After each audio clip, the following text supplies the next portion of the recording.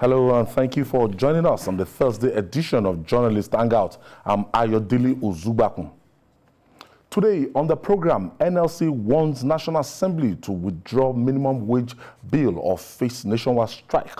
And later on the show, Governor Matawale gives bandits in Zamfara 2 months to surrender as federal government approves deployment of 6,000 soldiers to the state. I'll be hanging out with Babajide Kolade Otitoju and Mojid Jamiu. So if you are ready, let the hangout start now.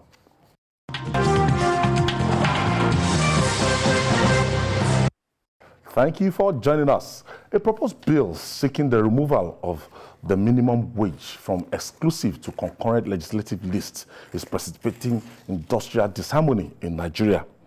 The Nigerian Labour Congress, NLC, would stage a nationwide protest against the bill. On the National Assembly warned the National Assembly to withdraw it or face nationwide strike. Let's share this story by TVC News National Assembly correspondent Joke Adisa with you.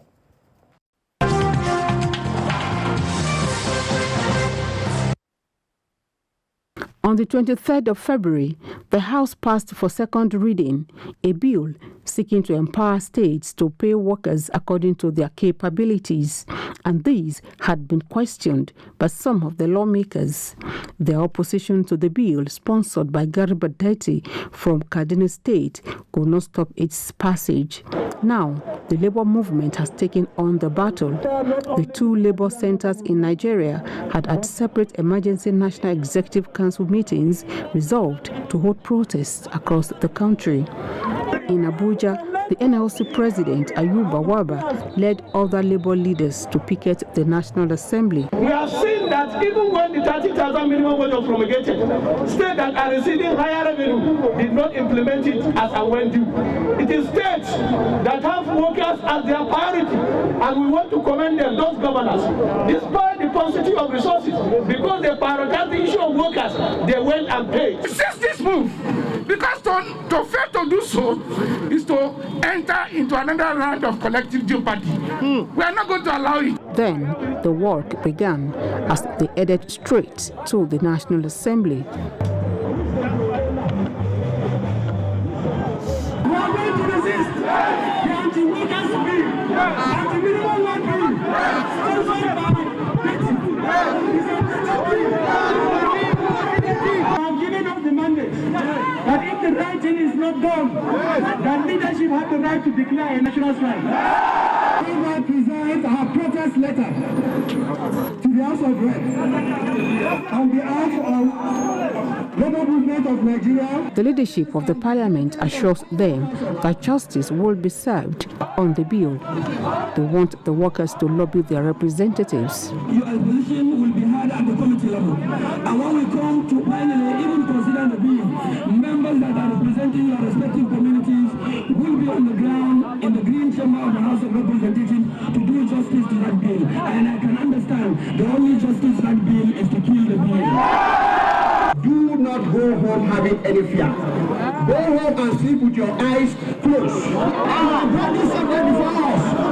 I want to guarantee and ensure that we are going to do justice to everything that will be brought to us. Organized labor in Nigeria insists minimum wage is a global standard set by the International Labour Organization and should be treated as such.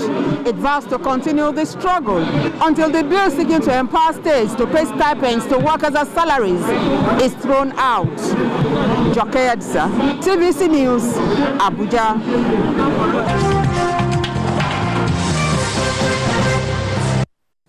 Babaji, let's simplify this because of our viewers.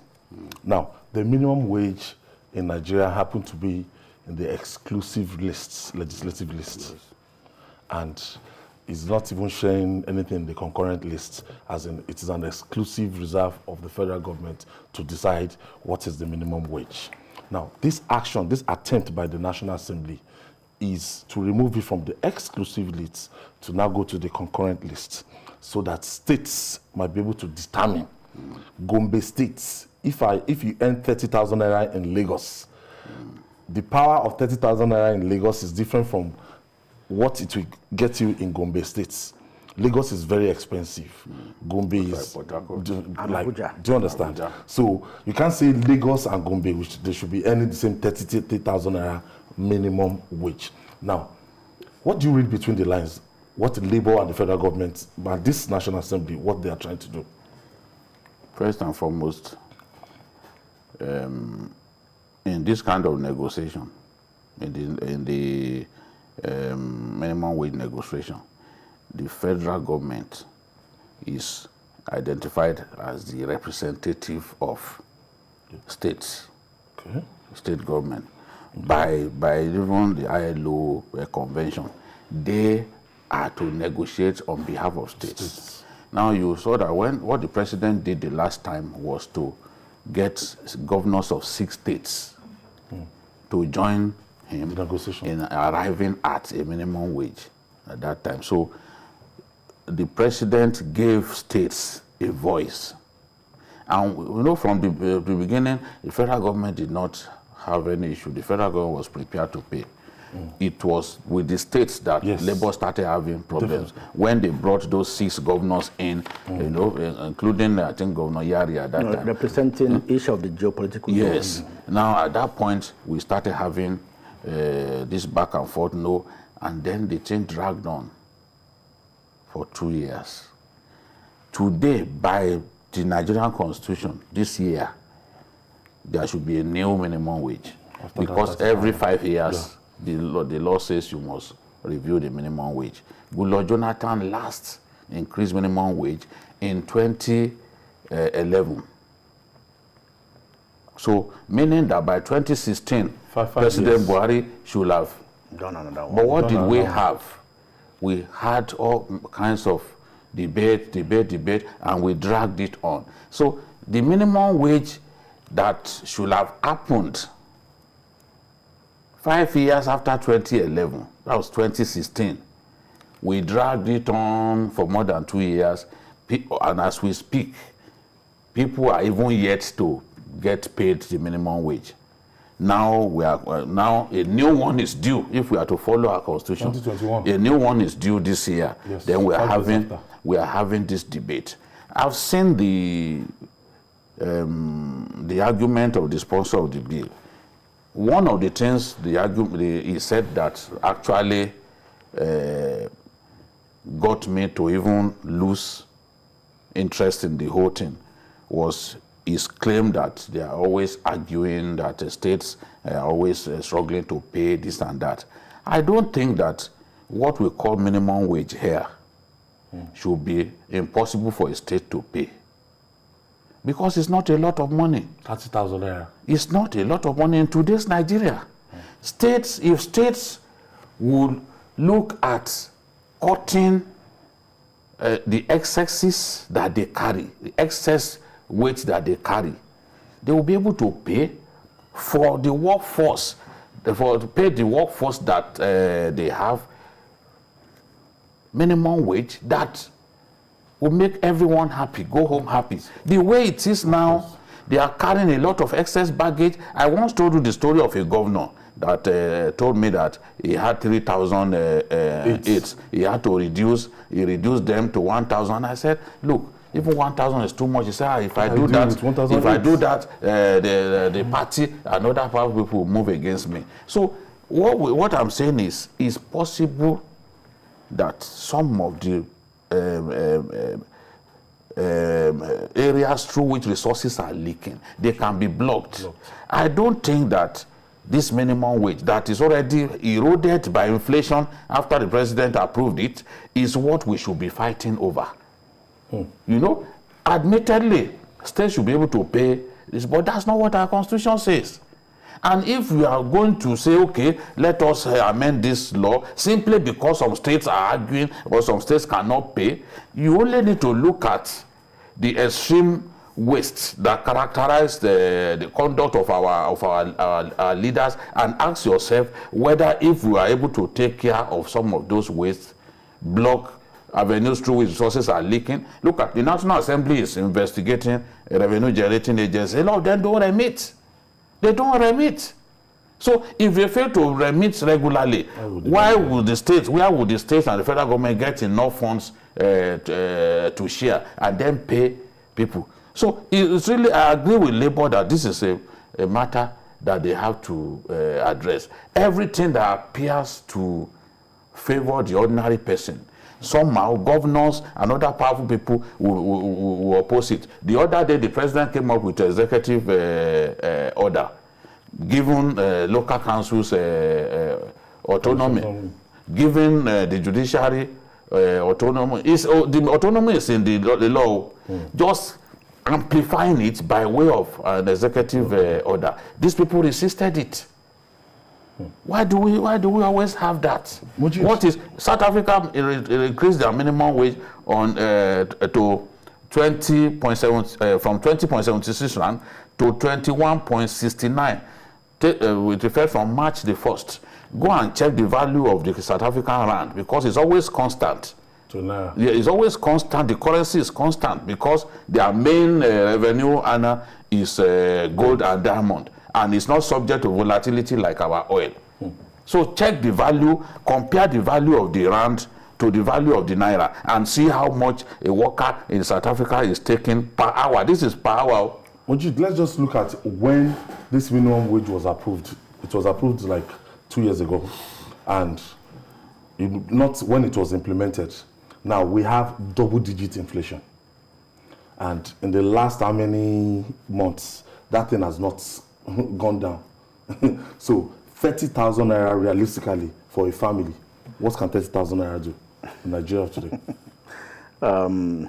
No, before we came in, we were discussing about even NEPA bill. You stay in certain areas now, even your 30,000 naira will not even pay your NEPA bill in a month. Even the 30,000 naira.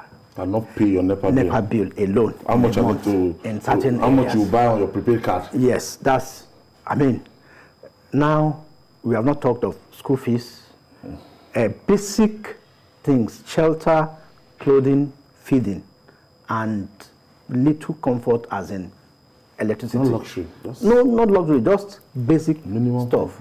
So it's inconceivable when you even think of debating this kind of before. Even that reps member, I think Dati, to even contemplate this is inconceivable, and that's what the president of the Nigerian Labour Congress, Ayuba Waba, said, that for him to know that they're serious, it has gone into secondary. Yes, I mean, now Adodogu, who represented Kano, and the majority leader who stood in for Gbajabiamila Mila yesterday was saying that, they have decided to dump it. Dump what?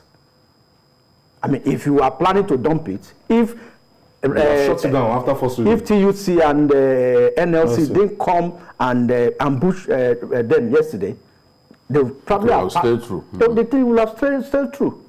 You wanted to dump something and it has passed first and second reading. Very critical.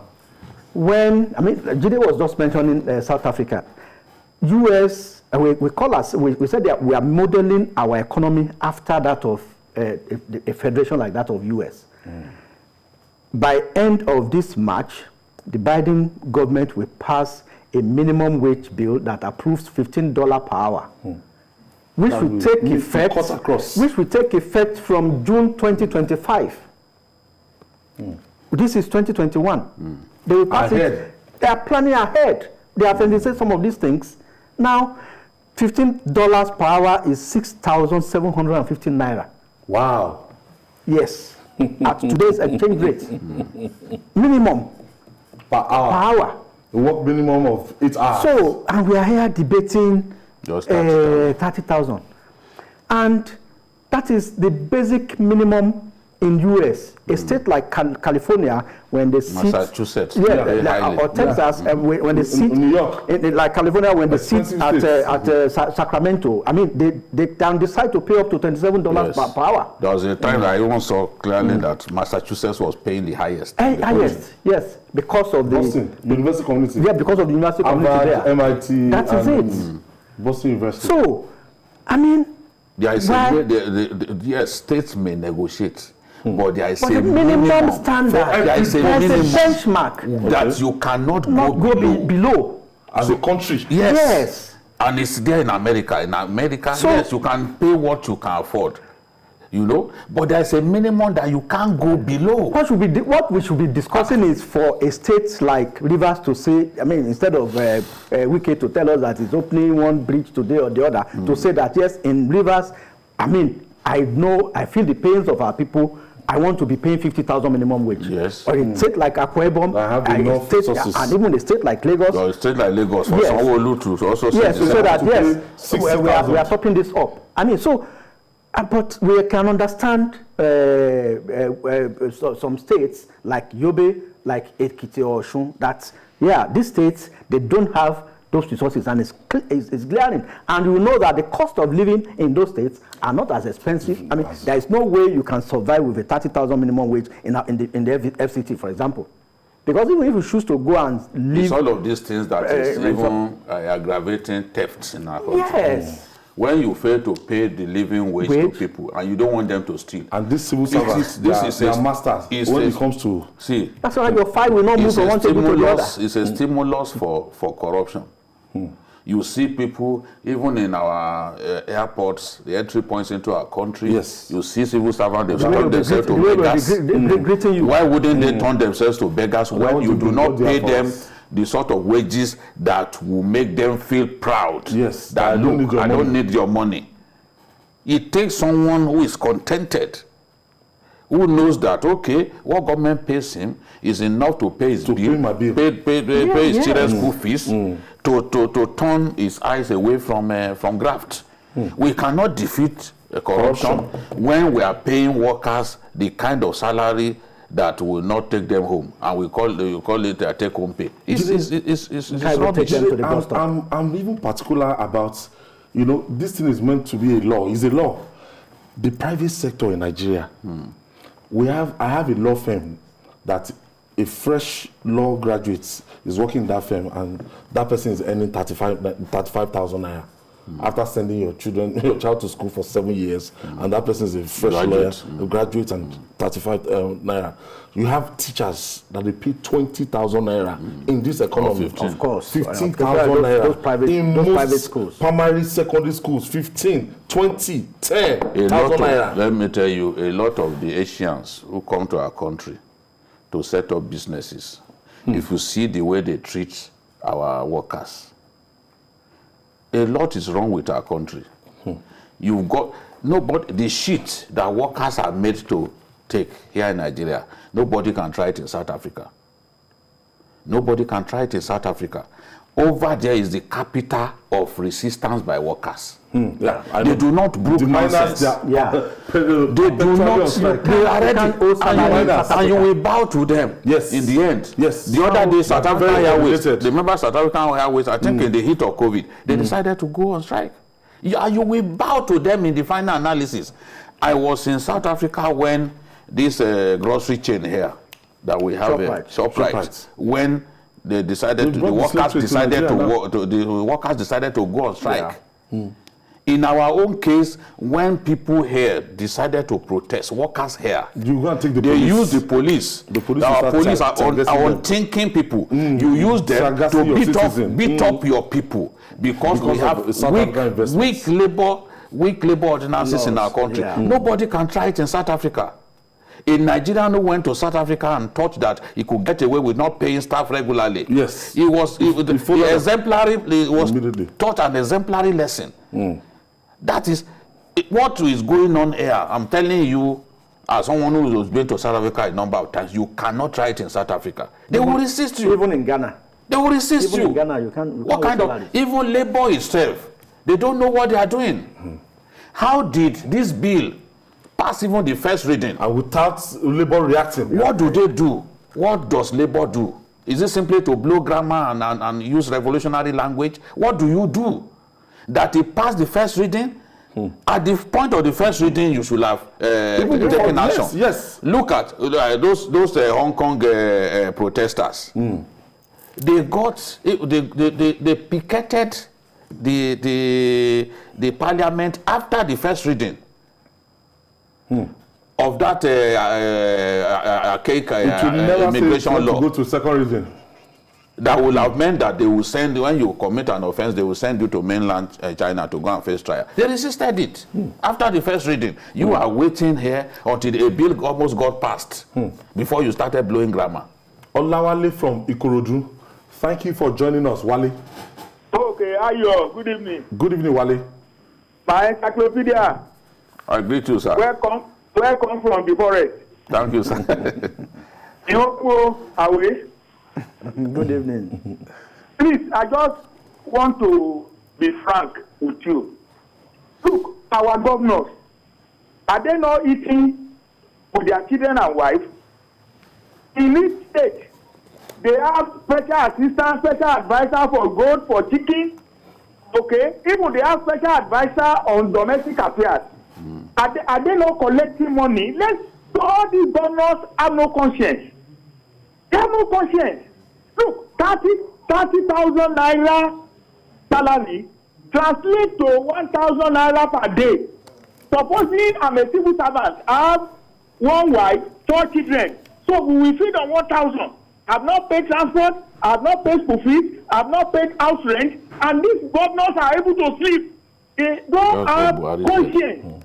And the people at the National Assembly, this thing was able to pass first reading, second reading. Supposing the labor did not mobilize, we will just wake up one day and some states will be paying 12,000. 5,000 minimum wage. in my area here, there is a graduate teaching in private school. He's married with children. They are paying 15,000. This is unfair. God bless you. Thank you, Wale. Thank you. You can see reflection of what we are talking about. He has just said a graduate paid 15,000. You know, they offered 10,000 in my area. What the 10,000. What the National Assembly members ought slavery. to have done, I mean, is to, I mean, there's nothing wrong in bringing up a bill, but set standards. Say that yes, 30,000 minimum, and that you compel some states to even negotiate higher. Then we will clap for them, not for you to say, I mean, just remove it from exclusive list and take it to the concurrent list. And you saw police there. Yes. People are asking for state police. State police. You didn't think that's something that you should bring up. So, I mean, there are a lot of things are wrong, and we know how much they take home on a monthly basis. Yes. The National Assembly members. But then they will hide under the fact that they will be telling us their basic salary. Whereas, under constitutional allowances, they keep a lot of things under the allowances. They hide the allowances like cultists.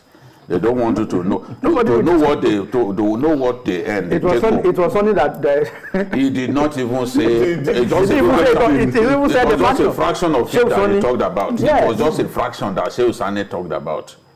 No lawmaker will tell you his take home. Sani did not find that courage even when he was senator. Even not Senator Ben Bruce during his time. No, none of them will do it. We find the common sense. No. That level of common sense. They will not tell you. I remember a senator who was being interviewed on live TV here. So they now asked him. They said, please tell us what you earn. Americans, they know what the president earns. Public officers, tell us your take home.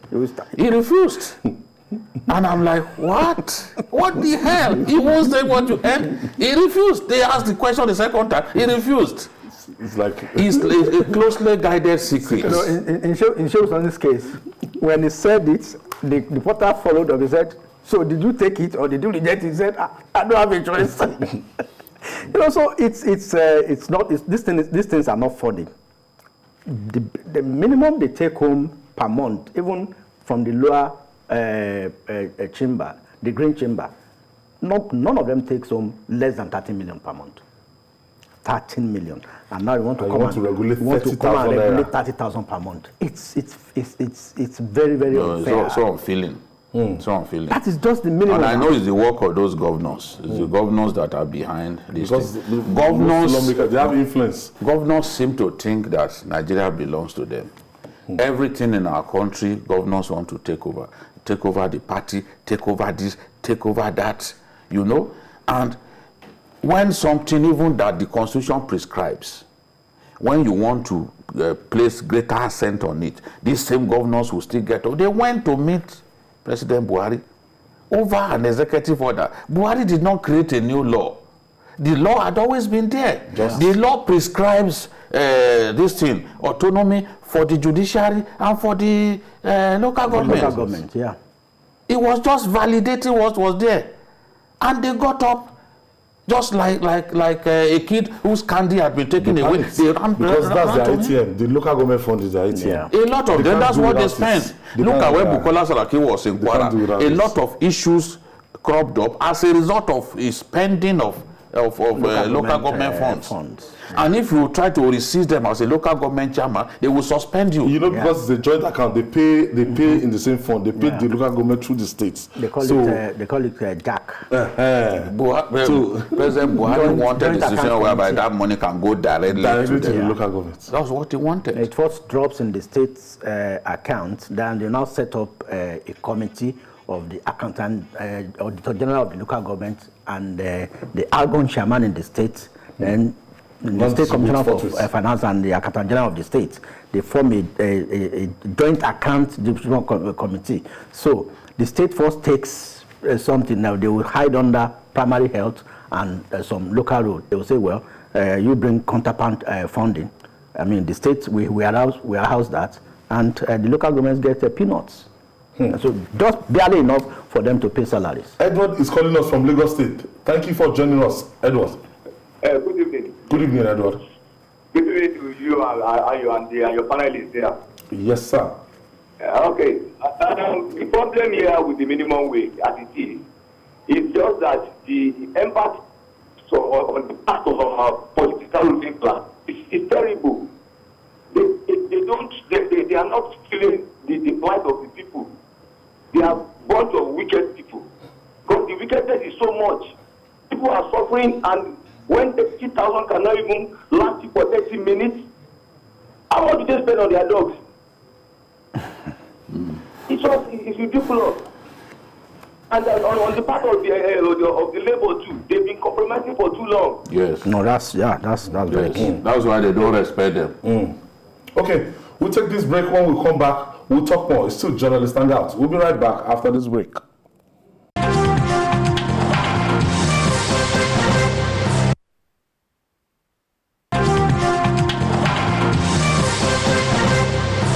It's your best news and current affairs program on television. That's this Journalist Hangout, and we're reaching you live from TVC News in Lagos. And we're talking about the impasse surrounding the national minimum wage. Babajide, moving forward now, the reality is that Nigeria is broke. And when you check the amount that they give the federal government, states, and 774 local government, what they've been sharing in the last 6-7 months, you will see that it's been dwindling, and maybe when the price of this oil comes up, it will come up. So, how best can we tackle this situation? The government should focus more on other revenue sources. Depending almost solely on petrodollar will not help anyone. They've got to be creative, and the revenue generating agencies, I keep saying, they are not doing enough. FAN, all of them, they don't remit enough. Even NNPC is not remitting enough. Cesspit of corruption, FAN. You know, they're not remitting enough. At least based on record and people put on trial and all that. So we are not saying right now they are, but the truth is, the thing is, if you fail to remit at the time when you are supposed to remit, or if you actually made 10 billion and you remitted 5, they're not helping the because that is what the House of Reps discovered. Yes. With a lot of those revenue generating agencies. If that means the money is kept somewhere. Okay, that means it's corruption. Look at JAM. Yeah, I was going to say that if we didn't have Jerry was there, they checked the record. If we didn't have a Professor Oloyede in JAM, there is no way anybody would have ever imagined that JAM can make 5 billion per year. Actually, you know, on this JAM thing, my own attitude is we shouldn't even be billing people. So a lot of politicians, honestly, I'm not impressed by it. It's not supposed to be a revenue generator. Bring it down. Let a lot of our children, their parents can't pay for so that they make it accessible. Yes, a lot of them can. Crash it so that okay, what you need is just money to take care of some efficiencies, administrative this and that. No, I think sorry, I think the point here is there are some services in JAM now that, I mean, something that you need to travel to somewhere to go and do before, just buy a recharge card of 200 naira. You know how many people take JAM? About 1.5 million. And 200 naira, you buy a recharge card to enter. So it's not as if the rate is high, but some people are mismanaging this. How could you send someone who came to you to say, please, I cannot pay? Of course, I understand. We may be more privileged than other people, but now that they can still reduce the thing. But let's encourage them to reduce the thing. I've seen even some politicians making an issue out of buying 200 JAM forms for people in their locality and all that. Trust our people now. Education should be accessible to everyone. Honestly. It should be accessible. It should even be free at every level. It should be free at every level. The funds that we'll use to fund education can come from other sources. That's how it's done. So you're talking about these revenue generating agencies to perform optimally. I'm saying that based on the findings of the House of Reps, where an agency made 12 billion, you discover that they are actually remitting 5. It's not good enough. It's just not good enough. And across board, that is what is happening. So much corruption, or you people building houses that they are not going to live inside of them. Go to Metama, go to Asokoro, you see houses. Nigeria has the highest number of unoccupied palatial houses. Yes. A director. Just using the money, to tie down funds. A director in one of those institutions built 200 units of duplex in a choice area in Abuja. 200 units. A civil servant. A civil servant, a director, not even a permanent secretary. No, some directors are more powerful than permanent. Some of them, they use some of these slush funds. So, slush funds rather, to engage in that. It's money laundering by another means. Yes.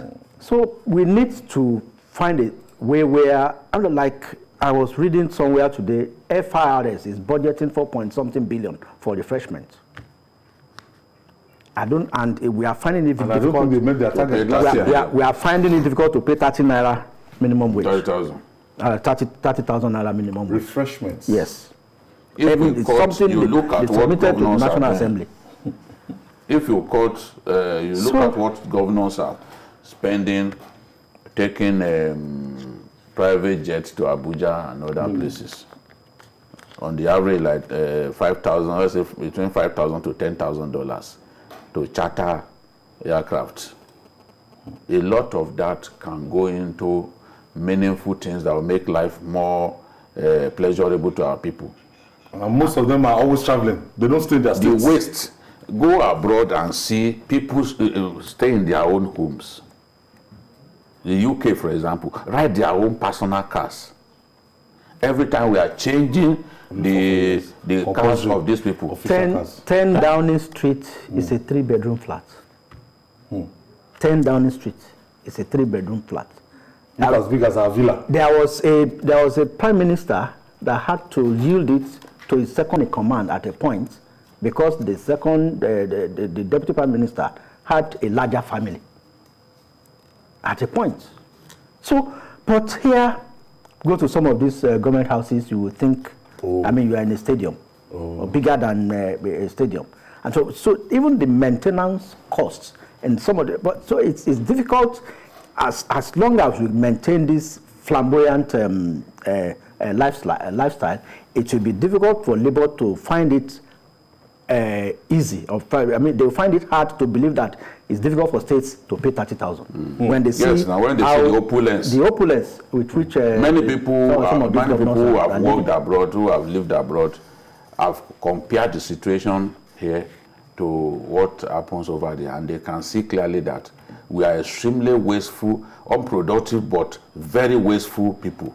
You see the way we throw money around, you know? Want to show up. We want to go to Dubai to show that we have made so much money.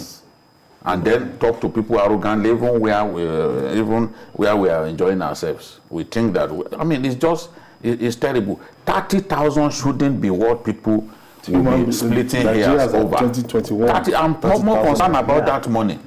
That some of them can't even pay as we speak. They refuse to pay. Yes. But you see them, they give themselves huge security vote. People come to them. That's what they spend on them. Entertainment for their girlfriends and other people. It is from that security vote that nobody audits. That they waste so much money. And then you cannot meet your obligation to your workers. UK is about 10,000. it's about £10 per hour. Minimum wage. They pay per hour. That's how much in that's minimum of 6,500. It's about 650 now. So, we compare ourselves to these people who say we want to live the way they. Let's even compare ourselves to fellow African countries. Let's compare ourselves to fellow African countries. You will see clearly, not only is our currency not strong enough, you will see clearly that we can't even match what fellow African countries are paying, especially South Africa. Maybe we say we are the giants of Africa. Let's compare ourselves to another African giant and see where we stand. All right, moving on now. Inundated by incessant abductions in Zamfara State, Governor Bello Matawalle is talking tough. After deliberations with the federal government over insecurity, Governor Bello gives bandits 2 months to surrender and embrace peace or face the music. He also said the federal government has approved deployment of additional 6,000 troops to the states to stem banditry. Let's hear Governor Bello Matawalle.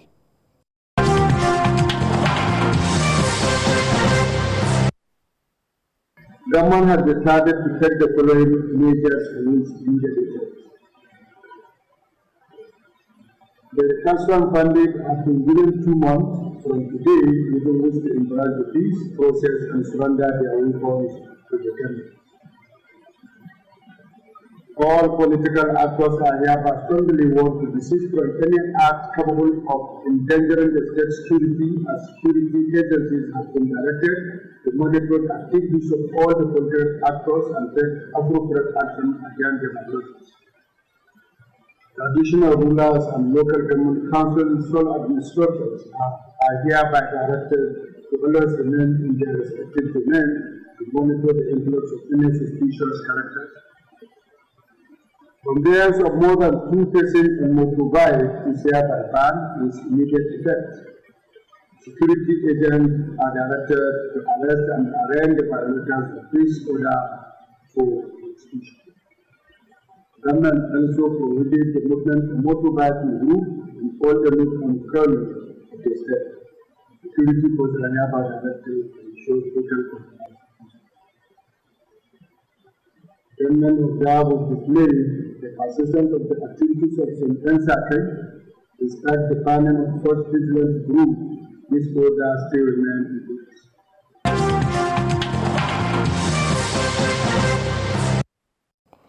Okay, Babajide.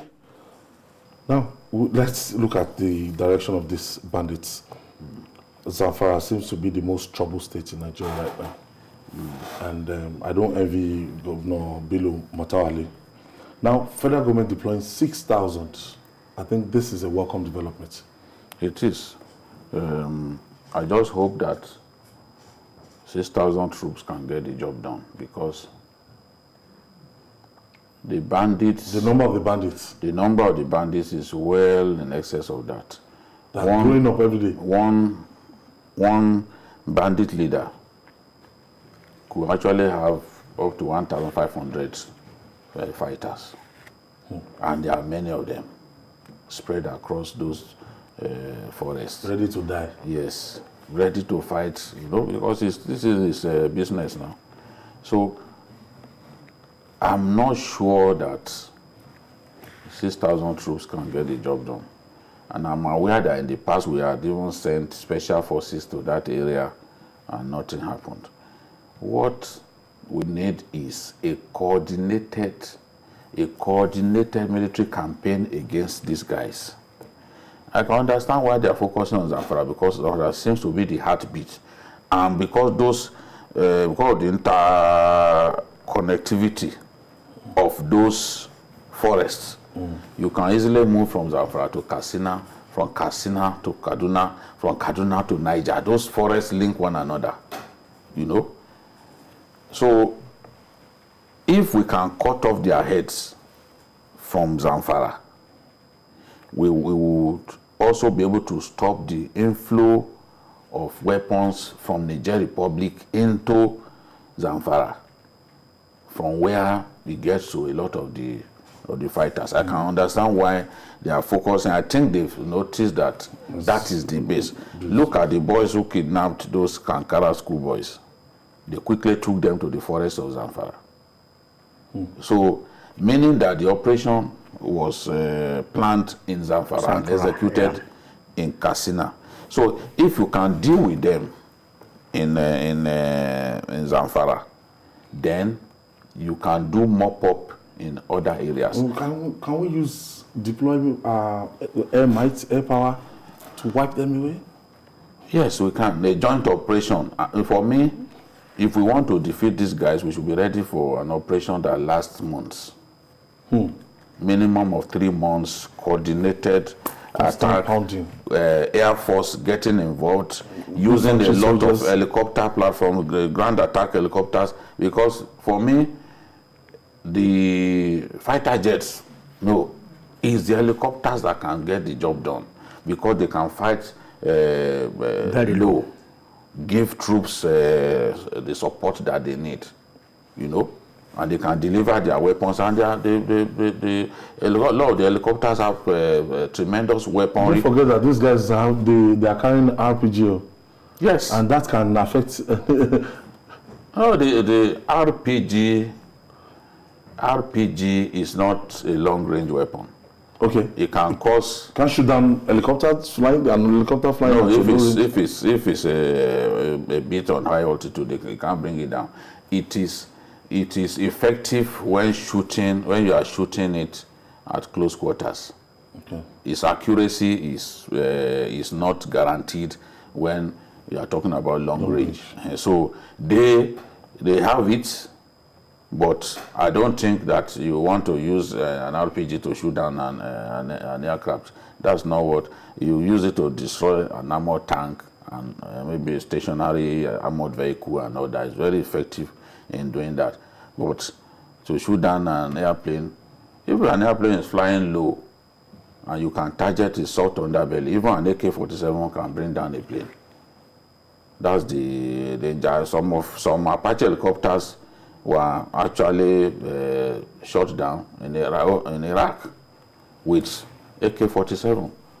It depends on how close it was to the ground and where the bullet hit, you know. So what I'm saying is we can get this job done, but it has to be coordinated operation. And it's the Chief of Defense Staff who is empowered to coordinate joint operations by the armed forces. So we can do it, but I also don't think that we can succeed if we don't get the Nigerians involved. Joint multinational. These guys, you know, this governor did something. When he started his engaging the bandits, he refused to give them money. He was offering them 2 cows in exchange for weapons. Surrender your weapons, collect 2 cows, because he didn't want them to use the money that he gives them to buy another one. but how are we even sure that some of them have not sold the cows to buy weapons from gun runners who are based in Nigeria? All of the stories that we are hearing point to the fact that the gun runners who supply people in our country are from Niger Republic. Some people were in an argument. Some people, they now say, if Niger is safer than Nigeria, how come the weapons are coming from there? They know that this is the market. This is the market. So anybody bringing weapons from Mali and all that, he knows that there are fighters here that he can sell those weapons to. It's a question of market. Mujid, banditry has now turned to a sort of national emergency in this country. And this industry is growing. And it's a very lucrative industry. And something must be done fast to discourage these guys. Why the Zamfara case is a bit complex is the fact that, we have some illegal mining activities going on there. And they are mining raw gold, in very huge commercial quantities. So, and a lot of these things go on underground. We have a lot of foreign nationals coming there too. Mujid, let's quickly, the governor was talking about that there is no link between mining and banditry in Zamfara State. He said that earlier today. My producer just wants to... Yeah. Let's just play that back. The theory that banditry is aimed at controlling the gold resource does not hold water at all. There is no empirical evidence or to prove any connections between mining and banditry in the Zamfara State. Mining in the Zamfara State primarily are artisanal miners, which were licensed by Federal Ministry of Mines. It was during my time that many foreign nationals, particularly Chinese, were arrested and sent back to their respective countries. I was given this order by Mr. President. I work with the relevant security agencies to ensure the arrest of those illegal foreign nationals who are partaking the mining activities in the state, which I inherited them, but I cleared them away from Zamfara territory.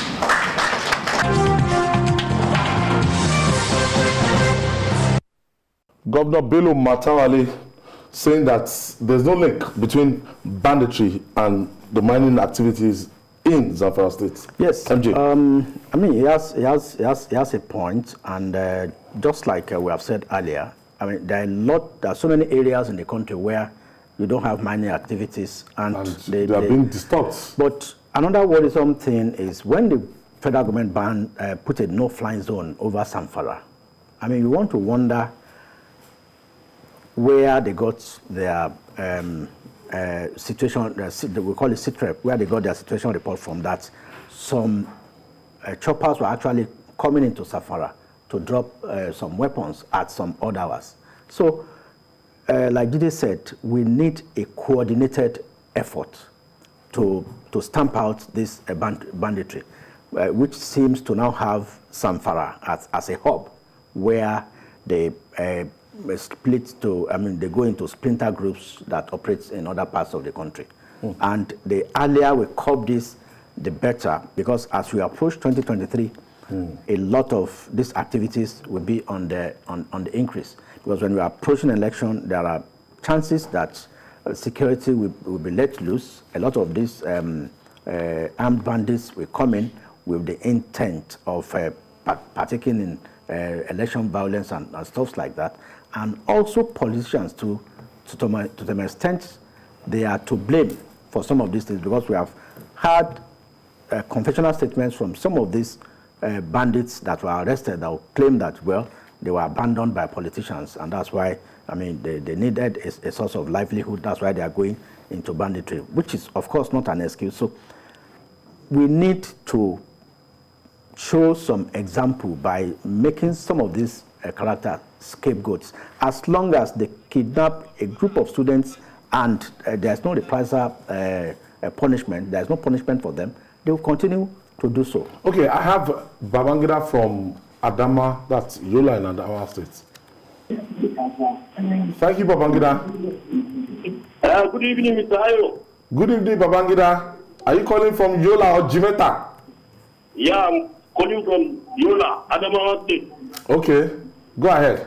Good evening, Babajide. Good evening, man. Yeah, please, let me tell you what the governor is saying. Mr. Ayo, anywhere you see there is banditry, I believe there is toll in this Zamfara. All these bandits, they are fighting to take people's attention, that to allow them to keep stealing our gold. It is because of this gold that these bandits are there. I am telling you, the governor, he knows. He should not fight anything. That is my contribution. He knows. Babangida, you are telling the right. Babangida, okay.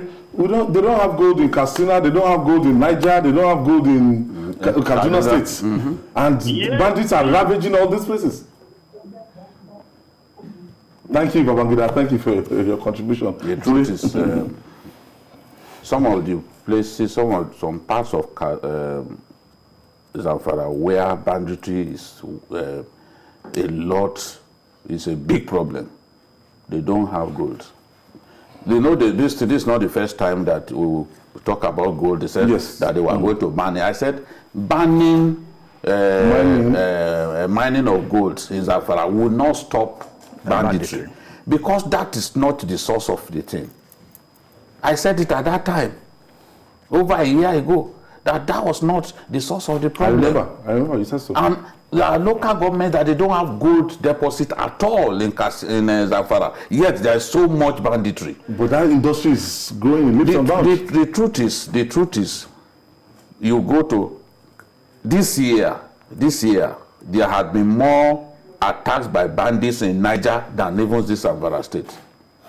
There have been more attacks in Niger, Kaduna, more than Zamfara. Abduction, kidnapping every day. So it has nothing to do with gold. These people have they have bought weapons and they are in position. As long as they are kidnapping people and you pay ransom, it will not end.